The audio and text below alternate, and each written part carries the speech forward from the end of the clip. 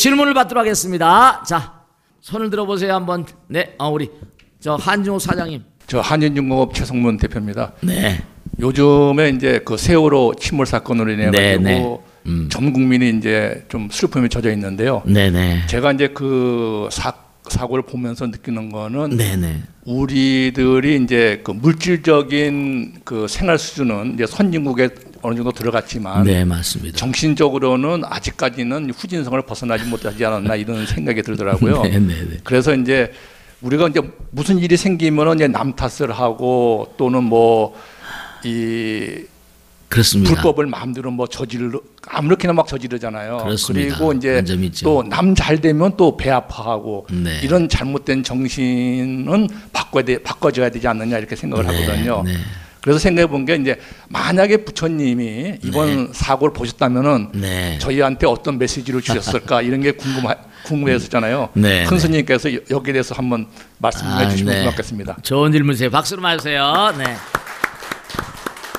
자, 제가 그런 질문을 참 많이 받습니다 요즘에. 예전에 어디 강연을 갔는데 그런 질문 어떤 분이 하시더라고요. 저야 뭐 머리 깎고서는 깎아중이니까. 근데 이렇게 부처님 말씀을 생각하고 살면 느껴지는 게 우선 이게 전부가 다 부처님 말씀에 이른바 타임이 때가 있잖아요. 그죠? 씨를 뿌려야 될 때가 있고, 그 다음에 이른바 씨가 또 자라야 될 시간이 필요합니다. 또 열매가 걷어지고 또 휴식도 해야 되고, 그게 다 때가 다 있잖아요. 모든 게 다 때가 있고, 서양의 어떤 그런 흐름 같은, 우리가 지금 서양에 많이 복속이 돼 있고 우리나라 전통 사상이 아름다운 게 많이 있지만 어쨌든 지금 모든 게 다 압도적으로 서양의 흐름 따라가고 있으니까, 서양의 우리가 지금 현대까지 인류가 정말 아이디어를 내서 만들어내는 그런 그 제품 가운데 민주주의라는 제품이 가장 우리에게 탁월하고 가장 뭐 다수결해 가지고 그래도 흘러가는 거니까, 이 국가가, 부처님 경우는 국가가 왜 생겨야 되냐 이게 나와요. 그죠? 암기에 보면 국가가 왜 생겨야 되냐, 개인이 자기 보안, 안보를 유지하거나 또 이 평안을 유지하기 쉽지 않잖아요. 항상 공격이 들어오니까. 그러니까 뭉쳐가지고 이제 안보를 세우면서 먹고 살기 위한 여러 가지, 또 뭔가 이렇게 영명한 인물에서 지도를 받기 위해서 이렇게. 그런데 이게 참 말씀이죠. 우리나라가 사실 대단히 우리나라 국민들이 우수한 국민이라는 건 여러분 잘 아시잖아요. 정말 대단히 짧은 시간 내에 정말 뭐 잘 살아보세 해가지고 정말로 압축 성장하는 건 여러분이 너무 잘 아시잖아요. 뭐 짧은 시간 동안에 세계 무슨 메디권에 가고 뭐 대기업들 뭐 몇몇 회사는 세계적인 기업이 됐잖아요. 그러니까 우리나라이면 몰라도 어떤 분이 그러시더라고요. 저 북구라파로 어디 갔더니 코리아는 잘 모르는데 무슨 샘송은 알더라는 거예요. 그런 얘기를 하시더라고요. 네, 대단한 거죠. 근데 요번에 이제 이 사건 나면서 스타일 구겼다고 막 그러잖아요. 전 세계적으로. 근데 이게 전부가 다 뭔가 이 균형이 좀 맞아야 되는데, 해방되거나 전쟁 나고 혁명이 나고 막 이래가지고 국민들이 너무 피폐했잖아요.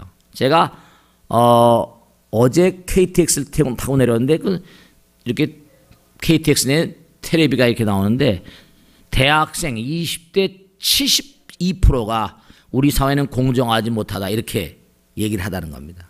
우리 사회는 공정하지 못하다. 70%가. 그리고 공정하지 못하니까 뭐냐면 이른바 법을 어기는 사람이 더 잘 산다 뭐 이런 식으로 대답을 하고, 이게 이제 뭐가 우리가 그동안에 적폐가 많이 쌓인 거죠. 혁명을 해가지고 그 어려운 보릿고개를 이겨내고 막 이겨냈단 말이죠. 정말로 불도저 같이 막 밀어서. 근데 그때는 그게 이데아가 이제 통했다고요. 왜냐하면 어려우니까 간결하고도. 제가 옛날에 유달령 선생이라고 돌아가셨지만 새마을운동 하시는 분 아닙니까? 유달령 선생이라고. 그분을 뵀을 때 그거 참 정말 압축된 그런 단어 가운데 하나가 이른바 잘 살아보세잖아요. 그게 아주 쇼킹하게 맥힌 겁니다. 하나로 국민을 딱 모아갈 수 있었던 거예요. 어려우니까 허리도 졸라매고. 그러니까 그때 이제 하면서 뭐 여러 가지 청계천 피복상가 애들 뭐 얘기 나오면서 이제 여러 가지 얘기가 나오죠. 구라파도 마찬가지예요. 산업혁명 당시에 다 아시잖아요. 산업혁명 당시 영국이 전 세계 모든 식민지에서 다 끌어다가 참 묘한 게 경전에도 그런 얘기 나오지만 모든 게 말씀이죠. 이게 개인도 이렇게 전생 있고 환생을 한다고 그러면 그룹 따라서 환생한답니다. 그룹 따라서. 공업이라고 말해요. 그러니까 예수님도 12사도가 있잖아요. 그러니까 원화분신 변자랴. 부처님도 10대 제자가 있잖아요. 마호메트도 이른바 말하면 메카에서 메디나를 움직일 때 팀이 딱 짜여져 가지고 공자님도 제자 팀이 있잖아요. 분신들이 같이 내려와요. 그러니까 부처님도 내려올 때 도솔촌에 있는 사람들이 뭔가 하니 부처를 따라 내려가서 부처가 성불하신 뒤에 나도 수길 받아야겠다. 이러고 내려온다는 겁니다. 그룹으로 내려온다는 거예요. 그러니까 그 당시에 막 전 세계 걸 쓸어져 잡으니까 그냥 그때 거기서 제임스 와트 증기관이야 증기관. 하그리우스 아크라이트.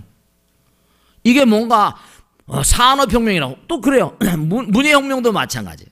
문해혁명도 뭐 메디치가 해서 후원하니까 뭐 미켈란젤로, 라파엘로, 다빈치가 막 쏟아져 나오고 그런 것처럼 뭔가 이게 팀워크로 막 내려오는데 이게 뭔가 다 이게 갖춰 우리나라가 이 갑자기 막 이렇게 뭔가 잘 살다 보니까 그 동안에 이게 잘 살아보세는 했지만 정신적으로 잘 살아보세는 이게 놓친 거죠. 마음 어떤 분이 물질적으로는 굉장히 풍요로워졌는데 마음이 굉장히 문제가 이게 마음이 개량이 안 된 거예요. 물질적으로 많이 개량이 되고 됐는데 이게 같이 보조를 못 맞춘 거죠. 그때 그럴 수밖에 없었으니까. 지금 계속해서 그러니까 물질 만능이고 배금주의를 쫓아가다 보니까 이런 우리 마음도 같이 가야 되죠. 서양의 이른바 말하면 자본주의라는 게 얼마나 피를 많이 불렀습니까? 프롤레타리아 부르주아에서 공산주의가 나오고 마르크스 엥겔스가 나오고 지금까지도 그 잔재가 계속 있잖아요. 수용자본주의가 나오고 사회복지제도가 나오고 막 이렇게 나왔죠. 근데 그러한 기간을 전혀 우리가 갖지 못하고 타이밍을 이 시간이 조절되지 않은 채로 그냥 압축돼서 막 하다 보니까 적폐가 계속 누적이 돼서 터지는 거예요 지금.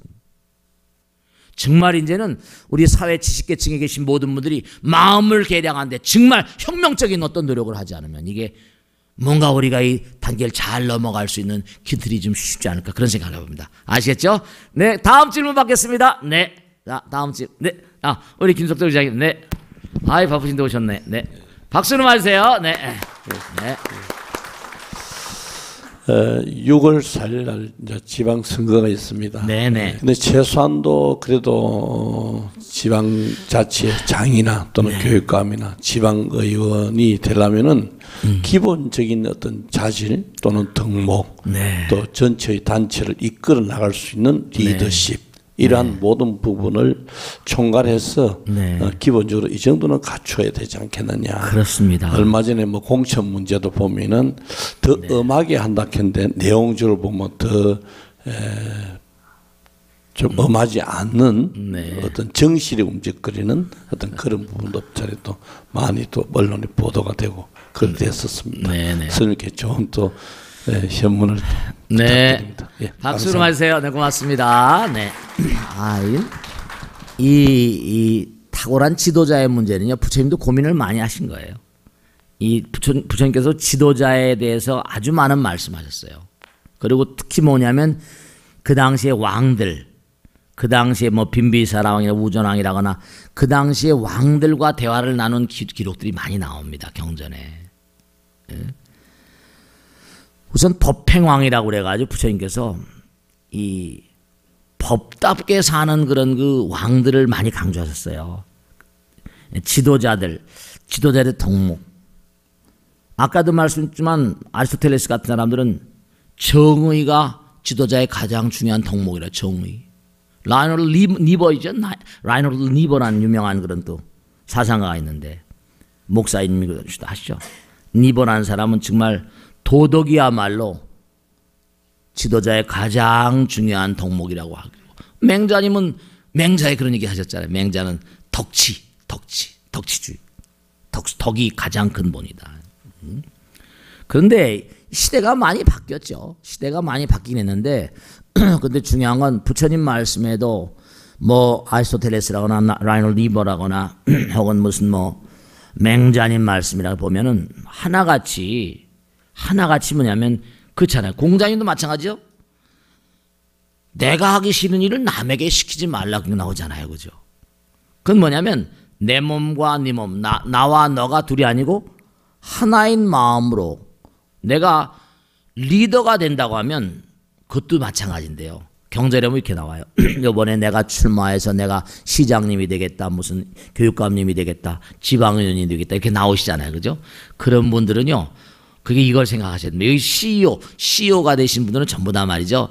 부처님 경의 입장에 따르면은 그것들이 아무나 CEO가 되는 게 아니래요. 법화계에도 뭐라고 나오는 거 아니? 저 숲속에 가봐라. 뿌리가 별로 없는 나무가 있고 뿌리가 거마하게 뻗어있는 나무가 있지 않냐. 그럼 뿌리가 뭔가 아니 너무나 많이 뻗어있는 나무들은 물을 많이 하늘에서 황금의 비가 쏟아지면 많이 마시지 않냐. 고로쇠 물 같은 거 나오잖아요. 그죠? 뿌리가 별로 없는 나무들은 마실 수 있는 양이 한정돼 있지 않냐. 이게 다 앞서서 뛰시는 분들은 보통 사람들은 뭐예요? 너 좀 뭘 좀 해봐. 그러면 아예 나 뭐 능력이 없어서 뒤로 빼는 분들도 많이 계시잖아요. 앞장서 내가 한번 해보겠다. 이런 분들은 전생에 숙세 선근이 있어서 그렇습니다. 위대한 용기와 신심을 바탕으로 모든 유정 중생들을 열반의 세계로 끌는 영웅적인 삶을 살겠다. 이걸 보살의 도리라고 하는데, 그러니까 그런 마음을 가진 사람들은 보살심을 가져야 돼요. 보살심을. 정말로. 왜냐하면 우리가 역사적으로 니코마쿠스 율리아, 플라톤도 똑같은 얘기했잖아요. 철인에 의해서 다스려야 된다. 철인들이 다스려야 된다. 여러분 잘 아시겠지만 권모술수의 대가가 마키아벨리 아닙니까? 마키아벨리가 권모술수를 해가지고 큰 뭐 여우 같은 괜히 뭐 사자 같은 뭐 시민이 어쩌고 해가지고 했는데 권모술수가 국민의 의지를 이길 수가 없습니다. 마키아벨리도 물론 별로 유쾌한 삶을 못 살았지만 그냥 술수 가지고 되는 게 아니에요. 그러니까 꼭대기에 올라갔다가 떨어지면서 처참하게 된 사람이 한두 사람이 아니잖아요. 역사가 다 말해주잖아요. 술수 가지고 되는 게 아니거든요. 그게. 우리가 민심이 천심이라는 건 다 뭐 공자님 말씀대로 다 알아먹는 건데. 그러니까 우리가 언제 어느 경우라도 항상 생각해야 되는 게 이거 제가 지난번에 이제 이따 내려오신 분이만 올라가실 때 5년 금방 합니다. 절대로 정신 똑바로 차리셔야 된다 했더니 네 알겠습니다. 그러더니 전화가 마지막하고 오셨더라니까. 스님 정말 5년이 잠깐이 돼요. 이러시더라고요. 5년이 잠깐입니다. 지금 1년 2년 우리 박근혜 대통령님 이렇게 되셨잖아요. 그죠? 1년 2년 이렇게 가고 내년 그럼 또 레임덕이니 뭐니 국회의원 선거 끝나면 또 할 수가 없죠. 이게 개혁이라는 게 이게 말이죠. 대통령이 혼자 해서 되는 게 또 아니거든요. 이게 쉽사리 되는 게 아니에요. 그러니까 리더의 덕목이라는 게 뭐냐?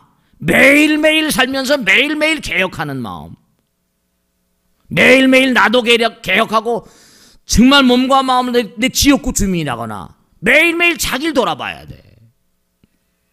그리고 정말로 같이 더불어 사는, 요즘엔 예전 같지 않고 어떻습니까? 경제라는 게 굉장히 중요한 어떤 그런 사회 이슈 아니에요. 세계적인 이슈고.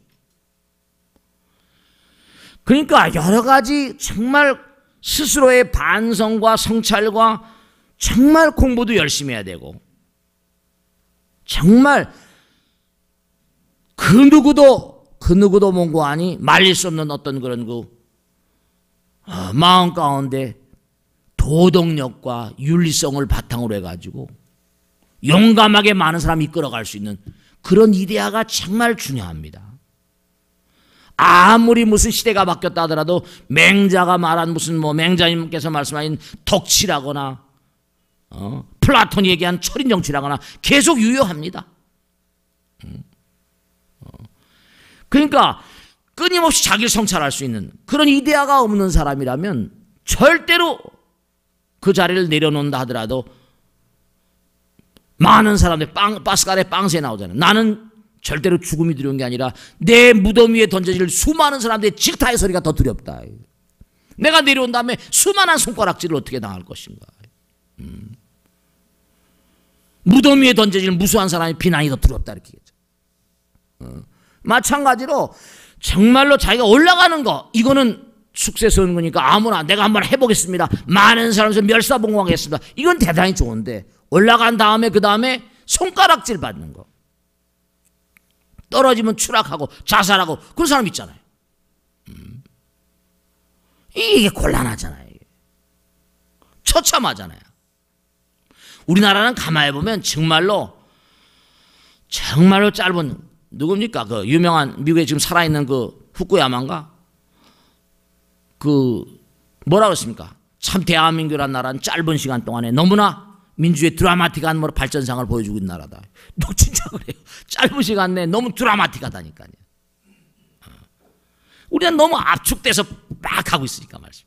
그러니까 뭔가 이 시대의 흐름을 잘 간파하고 트렌드에 맞추면서 덕이라거나 아주 플라톤의 철인 정치라거나 이런 것들이 무장이 된 그런 사람들이 돼야 되겠지만 이상이긴 하지만 항상 노력하는 자세를 보여주면 국민들한테도 뭔가하니 계속 환영을 받을 수 있을 것이고 사랑을 받을 수 있을 것이라고 확신합니다. 라이놀드 니버가 말한 대로 도덕력, 아리스토텔레스가 말한 대로 정말로 뭔가 정의 이런 거 입각한 어떤 사명감을 가져야 되지 않을까 그런 생각을 합니다. 마치겠습니다. 자, 그 다음 또 하나 질문 더 하겠습니다. 네. 박수로 맞으세요. 네, 박수로. 네. 예, 전문건설협회 회장으로 맡고 있는 김병철입니다. 네, 박수로 예. 맞으세요. 네. 우리가 이제 옛날에 이 고속 성장의 앞에는 새마을 정신, 네. 새마을 운동 네, 그렇습니다. 이것이 정말 큰 역할을 했다. 그렇습니다. 저희들이 외국을 아주 빈민국들도 방문을 해보고 네. 여러 선진국도 가보고 하면은 네, 그렇습니다. 이것이 큰 역할을 했다고 이렇게 생각을 하는데 네. 오늘 우리 큰 스님께서 네. 이런 부분에 대해서 네. 다시 한번 우리가 신념으로 행동할 수 있는 네. 그런 하두 같은 것들을 네. 좀 몇 가지 말씀해 주셨으면 감사하겠습니다. 네, 고맙습니다. 박수로 맞으세요. 네. 좋으신 말씀이네요. 네. 아까도 잠깐 말씀드렸는데 저도 고민을 많이 하죠. 많은 분들을 모시고 살고 강남에 있다 보니까 뭐 지성인들, 지적인계층 하도 나라 전체 42% 중앙관공서라거나 정계, 재계 이런데 관계 있는 분들의 40% 강남에 산다고 한 겁니까? 그래서 고민을 많이 하고 고뇌 속에서 항상 삽니다. 확실히 아까 말씀하신 대로 새마을 정신, 그 당시는 그것이 정말로 탁월한 어떤 그런 이데아였죠. 국민을 하나로 묶을 수 있는. 그래서 이만큼 나온 건 그 원동력이 된 겁니다. 그때 아까도 말씀했지만 그 유달영 선생님 말씀 잠깐 드렸죠. 이 잘 살아보세요. 5글자 점수입니다. 잘 살아보세요. 이게 어필했던 거죠. 잘 살아보세요. 정말 잘 살아보세요. 노래도 막 흘러나오고 우리 어렸을 때 있지 않습니까? 잘 살아보세요. 정말 좋은 그런 이데아였었어요. 그게 먹혔고 국민들이 일치단결해서 막 밀고 나가고 피곤한 줄 모르고 막 쓰러지면서 나갔잖아요. 근데 오늘 제가 아까도 말씀했지만 제가 이제 어디 가서 강연할 때마다 이제 뭐냐면 아까 말씀드린 대로 우리나라가 세계 10위권에 가고 이렇게 됐지만 여러 가지 그 도덕적인 어떤 정치적인 어떤 지표 같은 게 떨어져 있잖아요. 경제적이나 물리적인 측면은 많이 이렇게 10위권이라고 하지만 다른 건 자살률도 높고 여러 가지는 많이 높지 않습니까? 그래서 제가 이제 생각을 해본 건데 잘 살아보세요. 그것도 이제 좋지만은 이제 이 시대 21세기는 어떤 시대가 될까? 결국 뭐냐면 깨져야 된다고 말씀드려요. 깨지면 빛이 나오거든요. 빛이라는 건 기독교에서 빛과 소금이라는 얘기 하잖아요. 불교에서 법등명 자등명 그래요. 등불이 되라. 등불이라는 건 광명이잖아요. 광명은 무명을 깨는 거니까. 제가 우리 신도들 빛나게 사세, 빛나게 사세. 그리고 신나게 사세. 5글자지만 잘 살아보세. 이 BBS 방송이 2,200만 가구가 본다는데 정말로 뭐냐면 잘 살아보세보다 한 차원 더 넘는 빛나게 살세. 빛나게 살아보세. 잘 살아보세. 빛나게 빛이 돼보세. 많은 사람들이 많은 사람이 어둠을 밝힐 수 있는 빛이 되오는 빛나게 사세. 그리고 또 신나게 좀 신나게. 빛이 되면 신이 나거든요. 몸과 마음을 다해 뛰는 말이죠. 그러니까 이게 어떤 정치적인 이데아가 그러니까 아까 말씀드린 이코노믹스 윤리학이라거나 무슨 무슨 뭐 플라톤의 철인 정치라거나 이런 것들이 철인이 도덕, 윤리 이런 것들이 전부 다 마음을 빛나게 하잖아요. 전부가 다. 너무 어려운 거 뭐 어려운 얘기 놔두더라도 무슨 잘 살아보세가 아니라 뭐 올바르게 잘 살아보세 이렇게 얘기. 너무 말이 길면 또 이게 쉽지 않으니까. 그래서 실제로 우리 법당에 나오는 그런 그 거사님 가운데 자기 회사에다 그렇게 썼답니다. 빛나게 살아보세, 신나게 살아보세 이렇게 구호를 써서 붙여가지고 그렇게 뭐 직원들한테 아주 좋다고만 매일 아침마다 구호를 외친답니다. 빛나게 사세, 신나게 사세 이러면서 매일같이 회의 끝나고 나서 그렇게 한답니다. 우리 국민들도 한번 다시 한번 이제 잘 살아보세니까 열심히 잘 살아가는 것이고 빛나게 잘 살아보자. 빛나게 살아보세, 신나게 살아보세. 그런 어떤 마음 가운데 또 다른 이데아를 좀 제공할 수 있는 그런 어떤 그런 시대의 어떤 정신을 뭔가 반영할 수 있는 그런 이데아가 함축적으로는 필요한 시대다. 그러니까 우리가 여러분 CEO는 정말로 언제 어느 곳에 가더라도 빛나는 존재가 돼야 되죠. 빛이니까 다 쳐다보니까 빛나게 살아보세요. 빛나게 사세. 신나게 좀 사세. 열심히 우리 신들린 사람들 신나게 좀 살아보고 빛나게 살아보고 신나게 살면 뭔가 빛나는 사람들은 뭔가니 많은 사람의 광명장, 광명의 깃발이 되는 거거든요. 깃발은 항상 뭐니 광명의 깃발은 앞장서서 가는 거니까 시대의 선봉에 서서 뛸 수 있는 그런 이데아를 가진 사람. 빛나게 모든 종교가 빛을 상징합니다. 빛과 소금이 되라. 자등명 법등명이 되라. 그러려면 우선 자기가 리더로서 뭔가 아니 빛나는 존재가 되려면 어둠을 걷어내지. 빛은 또 어둠을 걷어내잖아요. 빛은 언제 어느 곳에 가더라도 천년만년 묵은 어둠이라도 빛을 쫙 비치면 어둠이 쓰러져 버리잖아요. 즉 빛으로 살아보세요. 빛나게 살아보세요. 광나게 살아보세요. 정말 신나게 좀 살아보세요. 그러니까 자기를 끊임없이 빛으로 만든 사람은 씩씩하게 살 수 있어요. 어둠이 없으니까 당당하잖아요. 힘나고 용기차고 용기 있고. 그러니까 제가 항상 어떻게 좀 우리 회사의 모토를 어떻게 했으면 좋겠습니까? 뭐 이렇게 물어보거나 지금 비슷한 질문들을 많이 하시는데 어떻게 새로운 슬로건이 없겠습니까? 그러면 제가 어렵게 만들면 직원들이 잘 이해를 못할 테니까 빛나게 살아보세요.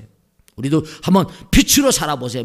빛나게 사세요. 아니면 신나게 뛰어보세요. 신나게 살아보세요. 이렇게 그렇게 한번 해버렸더니 그래가지고 자기 회사에다 붙여놓고 매일 복창을 시킨다고 그렇게 합니다. 그러니까 많이 직원들이 분위기가 달라진 것 같다. 이런 얘기를 하시는 분들이 계시더라고. 나도 빛나게 살려고 하면 나도 빛이 돼야 되잖아요. 리더도 빛이 돼야 돼요. 모든 사람 다 빛이 되고.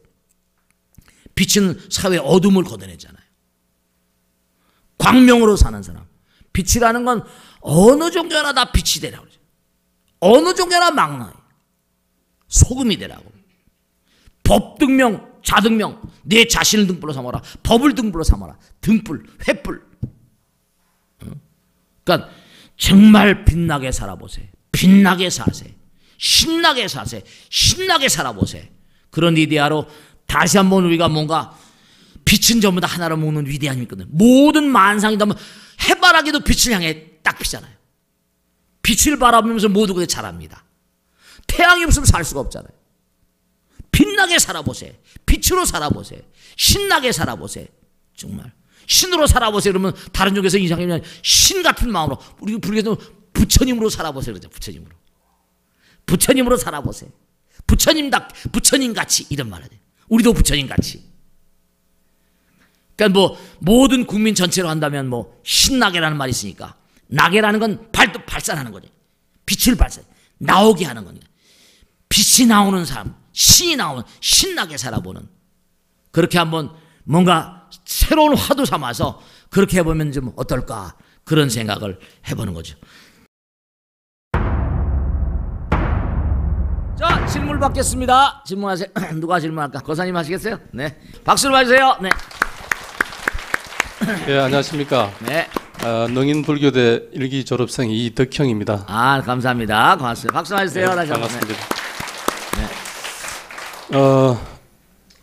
현대 과학 기술은 네. 다방면에서 많은 대량 생산을 하게끔 되었습니다. 네.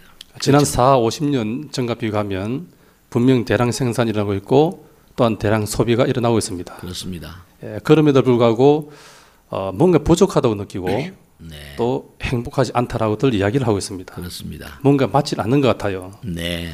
왜 이러한 현상이 일어나는지 네. 불교적 관점에서 네. 현대 경제를 네. 해석해 주시고 네. 또 더불어서 네. 아주 척박한 자연 환경 네. 그리고 부족한 물질 환경 하에서 네. 부탄이 네. 그렇습니다. 행복 지수가 세계 최고인 이유는 네. 이를 어떻게 보시는지 네. 듣고 싶습니다. 박수를 많이 주세요. 고맙습니다. 여러분들 말씀이죠. 우리가 꼭 생각해야 될 게 하나 있는데 정말입니다. 마음이 모든 것의 근본이에요. 마음이 모든 것의 으뜸이로다 있었잖아요. 제가 항상 읊조리는 부처님의 가르침입니다. 마음은 모든 것의 근본이거든. 부탄이란 나라는 정말 세계 최빈국 중에 하나입니다. 정말 히말라야에 들어있으니까요. 부탄, 시킴, 네팔 다 붙어있으니까. 근데 하품이 나냐? 하품이 나? 하품 나? 아이고 참나.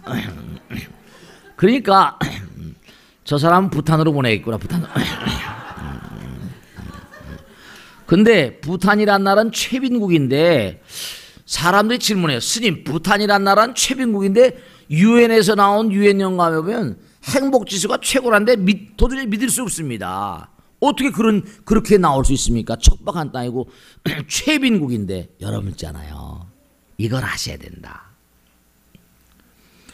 우리가 본래 우리 마음은 부처님이라고 하잖아요. 우리가 그런 얘기해 마음의 평화. 마음의 평화.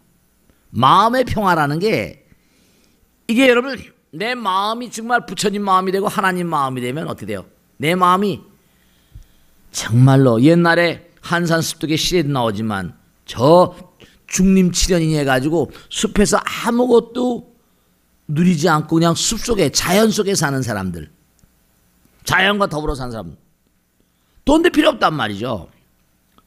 재물도 필요 없고 숲속에 더불어 살면서 자연과 더불어 살면서 한없는 뭐죠? 즐거움을 누리고 사는 사람들 있잖아요. 우리 스님들도 초발심 자경문에 보면 그런 게 나와요. 저 벽송심곡 저 깊은 산은 행자소서요. 행자들이 깃들일 것이요. 이렇게 나와요. 그리고 제가 이렇게 나와서 부처님 말씀을 전달하고 살지만 진짜로 제가 말씀이겠는데 제가 운동권에 몰려가지고 막 도망다니면서 살면서 산중으로 도망갔잖아요.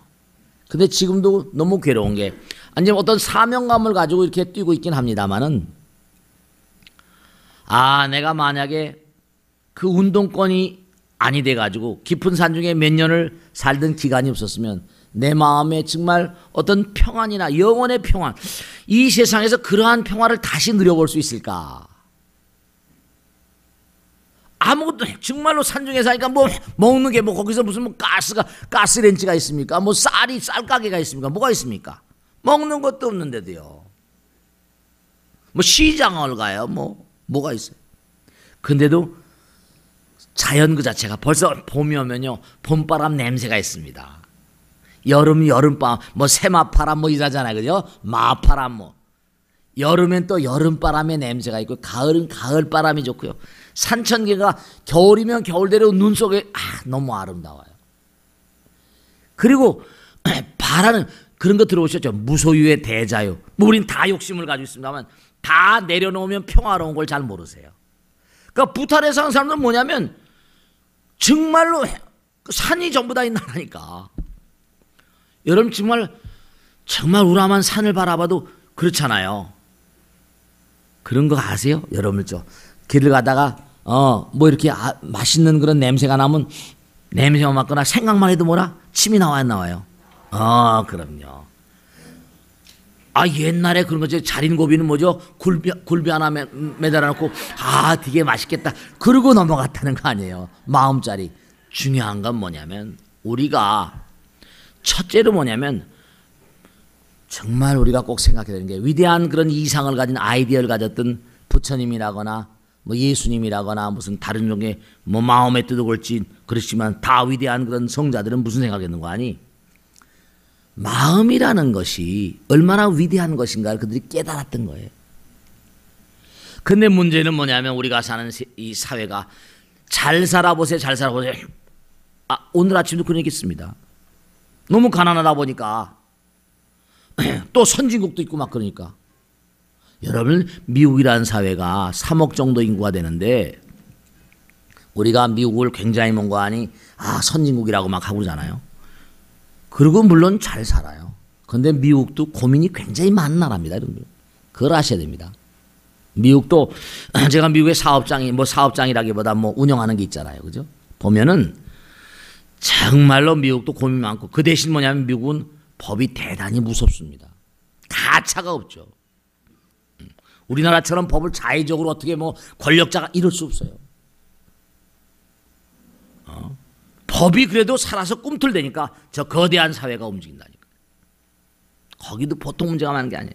문제는 뭐냐면 우리가 참 안타까운 게 눈에 보이는 거 하루 24시간 가운데 잠자는 시간 아니 잠자는 시간도 마찬가지 꿈속에서도 그런 욕망을 가지고 있으니까. 그러니까 우리가 아주 중요한 건 뭐냐면 정말 안타까운 게 그러기 때문에 아침에도 그런 얘기했지만 나라를 다스리는 위정자들이 정말 그렇습니다. 리더들이 정말 철인이 돼야 된다. 나라를 다스리는 어차피 인생 고통의 바다니까. 나라를 다스리는 사람들이 국민들의 마음을 mon고하니 도의 길로, 법의 길로, 진리의 길로. 어차피 인생 고통의 바다니까. 국민들의 사표가 되고 빛이 되고 광명이 되고. 제가 오늘 아침에 어떤 거사님이 물어보시더라고요. 과거에 어떤 새로운 어떤 이데아를 가지고 많은 사람이 이끌어갈 수 있는 그러한 어떤 뭔가 옛날에 뭐 잘 살아보세요 뭐 새마을 정신 뭐 이것처럼 뭐가 없습니까? 옛날에 잘 살아보세요라는 그 단어가 굉장히 어필했거든요.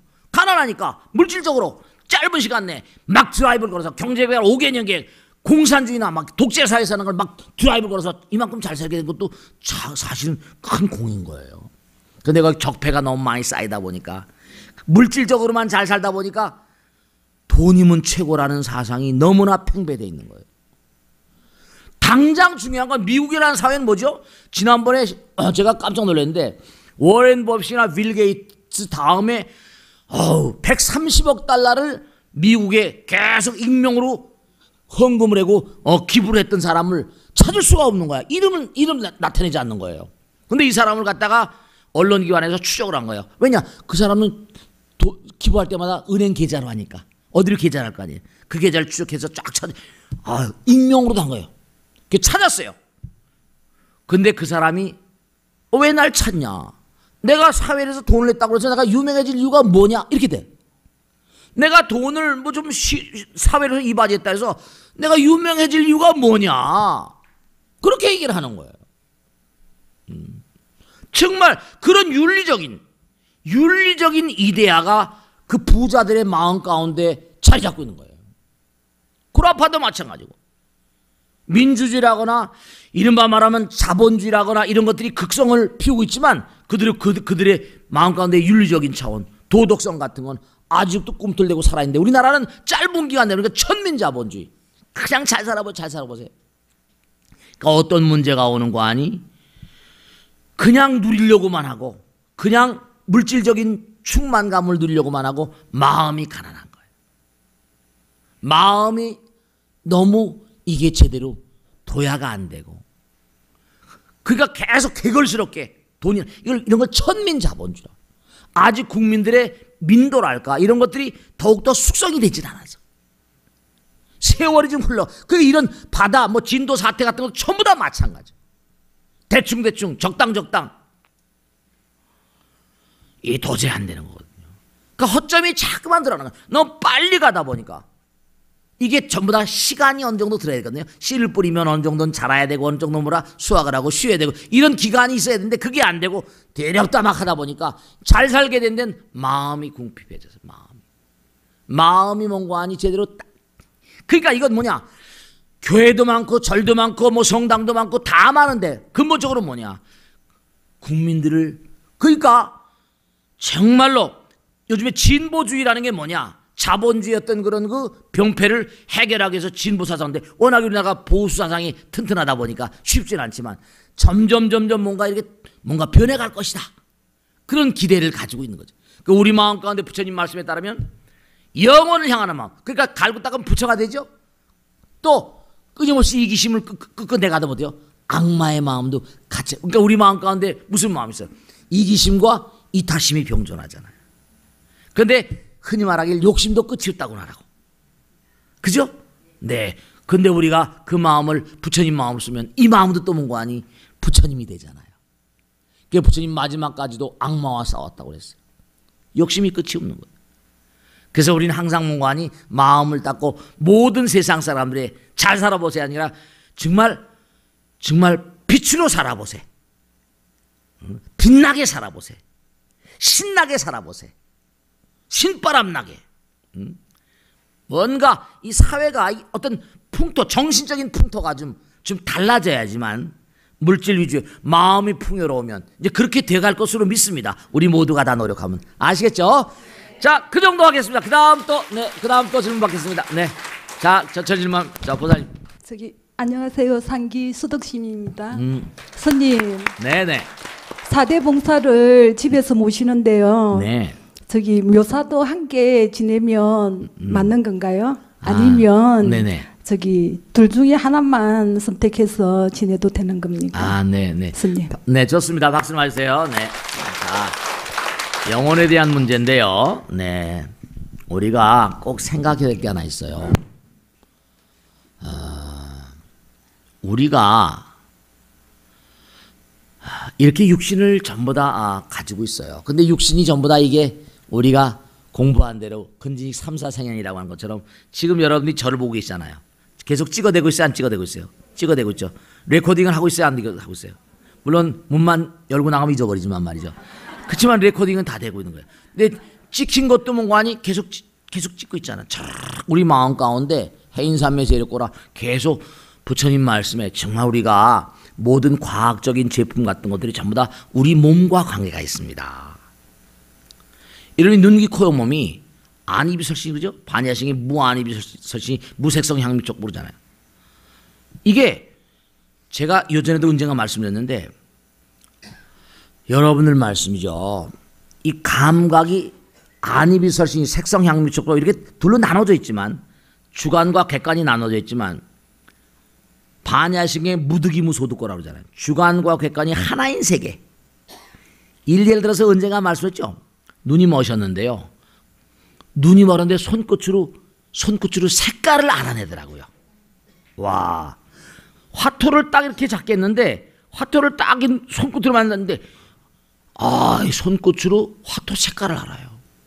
그래서 직접 제가 봤어요. 손끝의 감각이 촉감과 색감이 같이 있는 거예요. 어떻게 그렇게 됐냐 했더니 자기가 뭔가 하다가 그걸 느꼈대요. 이 사람들은 눈이 감겨 있지만 이렇게 보면 소리를 들으면서 뭔가 아니 색을 같이 느끼는 거예요. 음감이랄까 색감이랄까 음색이라고 말하잖아요. 부처님께서는 화엄경에 보면 허공에 뭐라 했어요? 허공은 무한한 눈이 있다고 그랬잖아요. 허공은 무한한 귀가 있다고 그랬죠. 다 보게 허공은 무한한 귀가 있고 눈, 귀, 코, 몸이 다 있다는 거예요. 허공은 하나이고 정말 무량무변한 부처님 세계고 하나님이고 부처님이고 그래요. 가롬니 포고텐 전지전능이란 말씀은 어쨌거나 간에 이 허공을 두려워하셔야 돼요. 허공을 사랑하셔야 되고. 근데 왜 이 말씀 드린 거 아니? 지금 찍어대고 있는데 그 찍어대고 있는 게 전부 다 정보란 말이에요. 그럼 눈으로 찍어대고 귀로 찍어대고 다 녹음이 되잖아요. 이게 전부 다 수록이 됩니다. 그 수록되는 게 우리 마음의 잠재의식 알라야식이라고 해서 다 저장이 돼요. 그래서 내가 인간으로서 산 도리 때문에 다음에 이제 뭔가 아니 공덕 따라서 그러니까 여러분 이걸 아셔야 돼. 모르모트를 왜 실험에 많이 씁니까? 모르모트가 우리 인간과 유전자가 98% 같아요. 왜 같을까? 식물 우리 인간과 유전자가 95% 같습니다. 정말로 왜 이렇게 전부 다 같은가? 여러분 말씀이죠. 식물들도 의식이 있다는 거 아시죠? 정말로 의식 있습니다. 식물의 왕국, 동물의 왕국, 테레비 같은 거 보면 다 나오잖아요. 그럼요. 무슨 말씀 드리려고 하는 거 아니면 식물이야 동물이야 전부 다 허공을 마시고 살잖아요. 부처님 말씀에도 너희들은 호흡을 할 때 산소를 마시고 공기를 마시는 게 아니라는 거예요. 부처님을 마시고 있다는 거예요. 허공은 정보고 자체야. 만약에 우리가 호흡을 딱 끊어버리면 금방 이 몸뚱아리 어떻게 됩니까? 그냥 끝나는 거예요. 호흡이 들어와야지만 모든 게 산소가 들어온다고 생각하는데 이건 천만의 말씀이에요. 부처님 말씀에 따르면 무한한 지혜가 들어오고 있다는 거예요. 그 인도처럼 프라나라고 불러요. 그러니까 우리가 정말 여러분이 이 땅을 딱 등지시면 육신은 끝나버리지만 지금 여러분이 찍어대고 있는 사진을 내놔보세요. 그럼 내놓을 수 있어요? 없어요? 내놓을 수 없잖아. 내놓을 수 없습니다. 근데 없는 건 아니잖아요. 집에 가시다가 오늘 지광 선생님 무슨 얘기했냐? 그러면 떠올라요? 있어요. 기억이라는 형태로. 근데 수록이 됐잖아요. 저번에 찍혔잖아요. 이 육신이 그럼 끝나게 되면 어떠냐? 보이는 건 눈에 보이는, 보세요. 아까 보이지 않았다고 그랬죠. 지금 내놓을 수가 없다고 그랬죠. 그죠? 스님 그러면 어디 저장되어 있는 게 아니겠습니까? 아니, 눈에 보이는 지금 내놓으라고 하면 내놓을 수 있으면 물질이라면 내놓을 수 있어야 되잖아요. 근데 이거는 눈에 보이는 것도 아니고 그냥 찍은 건데 뭐 어떻게 물질이라고 말할 수가 없는 거예요. 네, 우리가 보면 그 그러니까 제가 원자과학에 관심이 많잖아요. 우리가 된 세포는 뭐예요? 그 아인슈타인이 그런 얘기했어요. 우리의 생명의 죽음이라는 건 이건 아무것도 아니라 그랬어요. 아인슈타인이 뭐래? 죽음은 없다 이랬어요. 아인슈타인 얘기입니다. 소리 내지 마라. 아인슈타인 뭐랬어요? 빛은 영원하거든요. 광자. 빛이 광자예요. 너희들은 말이야 세포, 분자, 원자는 중성자, 양성자 있잖아요. 중성자, 양성이 코크로 돼 있거든요. 업 코크, 다운 코크, 톱 코크, 바름 코크 이렇게. 참 코크, 스트레인지 코크. 코크는 물질의 최밀입자예요. 근데 그 이전의 세계, 그게 에너지로 돼 있는 거거든요. 지금도 여러분 계속 찍어내고 있는데 이게 굉장히 무서운 거예요. 누가 찍으라고 한 것도 아닌데 계속 찍히고 있거든요. 찍히고 있잖아요. 누가 찍어요? 부처님 찍고 있다니까. 찍고 있는 존재가 있다니까요. 그는 물질 너머예요. 그 물질 너머는 거니까 어떻게 되죠? 이 몸뚱아리가 끝나도 그거는 뭐죠? 죽지 않아요. 광자는요 수명이 무량합니다. 광자는 수명이 무량. 양자, 중성자 이런 소립자들은요 이건 수명이 무량합니다. 그래서 여러분 이 몸뚱아리가 된 건 아주 둔탁한 그런 입자로 된 것이고 지금 찍어내는 거 그런 거 찍어내는 거 정보 그걸 우리 불교에서는 불교에만 유독한 단어가 있어요. 그 단어를 뭐라고 하니 식이라고 불러요. 식. 영식이 동로하야 수불무상정계하니 기불쾌제며 기불쾌제야. 영식, 영혼, 혼백 이런 말 써요. 삼혼칠백 이런 말을 써요. 그러니까 이게 봉제사 4대 봉제사를 지낸다, 묘사를 지낸다, 어떤 숫자라거나 어떤 장소에 국한된 게 아니라 항상 우리가 조상에 대한 공경한 마음으로 사셔야 돼요. 항상 조상에 대한 공경한 마음으로. 4대가 7대, 100대, 1000대, 만대 다 해야 되는데 이걸 하려면 시간도 많이 들고 비용도 많이 들고 정성도 많이 들고 바쁜데 어떡하겠어요. 그러니까 이제 그런 형식이 남아서 4대 봉제사인데 이 4대 봉제사가 보통 힘든 게 아니거든요. 그럴 때 뭐냐 함께 묶어서 제가 옛날에 상당히 지금은 이제 몸이 불편하시는데 내 이름을 대진 않겠습니다. 강남에 저 국회의원 하는 사람인데 최모라는 분인데 그 사람 카톨릭을 믿어요. 근데 뭐냐면 이렇게 얘기하시더라고요. 스님 이게 제사를 난 카톨릭 신인데 제사를 안 지내려고 그러는데 자꾸만 마음에 걸려 지내겠습니다. 왜냐하면 옛날에는 그분도 부산 분인데 뭐 이렇게 제사를 안 지내니까 자꾸 꿈에 나타나시고 마음에 걸린대요. 카톨릭 신자인데 그렇게 말씀하시더라고요. 네 그래요. 그러면 지내시라고. 지내는 게 좋다고. 그러면 뭐 4대 봉사처럼 그렇게 또 뭐 옛날에 7대 지냈잖아요. 그래서 그러면 그냥 한 번에 다 모아가지고 이른바 고유문이라고 있어요. 가족들이 다 바쁘고 하니까 우리가 이렇게 제사를 지내겠습니다. 그러고 났더니 너무나 희한한 게 여러분잖아요. 정말 다 여러분을 보고 계십니다. 조상님들이요 다 보고 계세요. 그러고 나서 정말 와서 얼마 있다가 오셔서 그러시더라고요. 스님 정말 놀라겠다. 진짜 귀신이 있네요. 진짜 귀신이 있대요. 사회가 그렇게 제사를 지냈는데 정말로 조상님이 나타나더래요. 물끄러미 보더라는 것. 이런 말씀이죠. 그러니까 항상 뭔가하니 기도하는 마음으로 제사 지내는 의식도 중요하지만 기도하는 마음으로 묘사니 뭐 4대 봉사단이 상관없이 그 지금도 우리 선조들은 뭐냐면 우리 배달결에는 뭐죠? 꼭 구정하고 추석은 연휴를 주잖아요. 중국은 더합니다. 춘절에서 맨날 딱 보름씩 놉니다. 그러니까 꼭 당부드리겠는데 이건 뭐 4대 봉사나 근데 아까 말씀드린 횟수에 중요한 게 아니라 언제 날짜 중요한 게 아니라 잘 조상님께 해가지고 힘들 때는 그래도 조상님을 모시는 게 중요한 거예요. 우리가 삶을 살아가다 보면 이런 배우리 형들은 전부 다 조상신이 대부분이니까 조상인을 잘 모셔야지 흐름이 제대로 유도가 되고 우린 뿌리거든요. 그러니까 뿌리를 잘 북돋아야지 뭔가니 나무가 튼실하게 자라요. 나무가 튼실하게 자라야지 열매가 뭐라? 튼실하게. 부처님께서 뭐라 하셨어요? 너희들은 사랑의 열매라고 그랬잖아요. 사랑의 열매래요. 사랑의 열매. 그 열매가 뭐예요?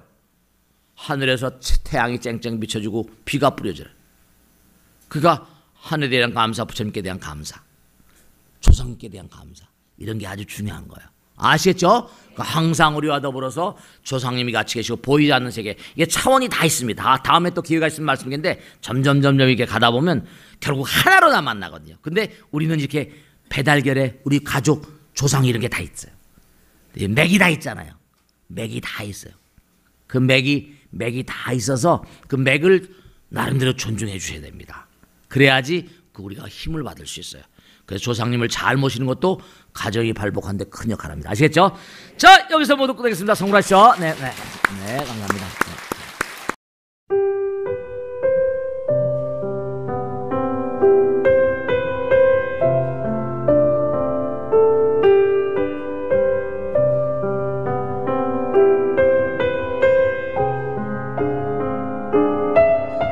불자 여러분 안녕하십니까? 능인선원장 치광입니다. 이 불교 방송은 정말로 불교의 보배입니다. 부처님의 거룩한 뜻이 무엇입니까? 부처님의 가르침을 세상에 퍼뜨린 거 아니겠습니까? 불교를 정말로 한 차원 업그레이드 시키고 한국 불자들의 신심을 한 차원 더 장양시키기 위해서는 여러 불자님들의 정말 도움이 필요합니다. 몸과 마음을 다해서 많은 불자님들 ARS 한 통에 이 불교 방송이 살아날 수 있습니다. 여러분의 관심과 그 다음에 편달이 한국 불교의 새로운 날 그리고 새로운 시대 새로운 차원으로의 도약으로 그렇게 우리 방송 불교를 그렇게 인도할 것이라고 확신합니다. 감사합니다. ARS에 많은 관심 부탁드립니다. 감사드립니다.